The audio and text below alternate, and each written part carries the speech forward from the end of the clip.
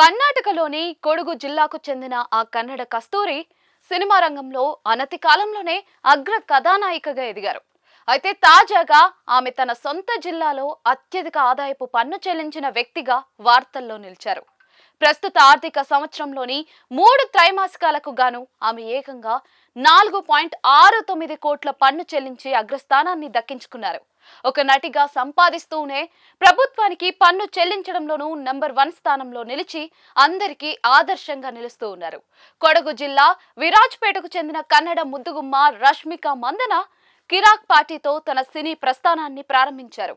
ఆ తర్వాత చలో సినిమాతో తెలుగు ప్రేక్షకులకు పరిచయమై గీతా గోవిందంతో ఓవర్ నైట్ స్టార్డమ్ తెచ్చుకున్నారు.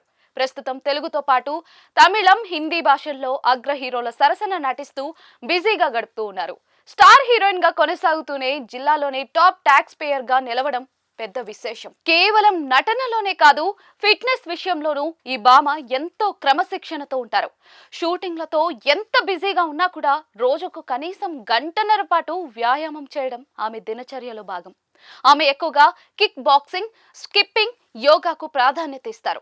ఇక కెరియర్ పరంగా చూస్తే 2025 ఆమెకు గోల్డెన్ ఇయర్ అని చెప్పుకోవాలి. ఇప్పటికే పుష్ప 2తో సంచలనం సృష్టించిన ఈ ముద్దుగుమ్మ ప్రస్తుతం సికందర్ వంటి భారీ చిత్రాల్లో నటిస్తూ ఉన్నారు. వీటితో పాటు 2026లో విడుదల కానున్న పుష్ప 3, మైసా వంటి చిత్రాలతో బాక్స్ ఆఫీస్ వద్ద తన సత్తా చాటడానికి సిద్ధమయ్యారు. గ్లామర్ పాత్రలే కాకుండా చావా వంటి చారిత్రాత్మక చిత్రాల్లో వీర నారిగా కనిపించి తనలోని వైవిధ్యమైన నటిని ప్రేక్షకులకు పరిచయం చేశారు.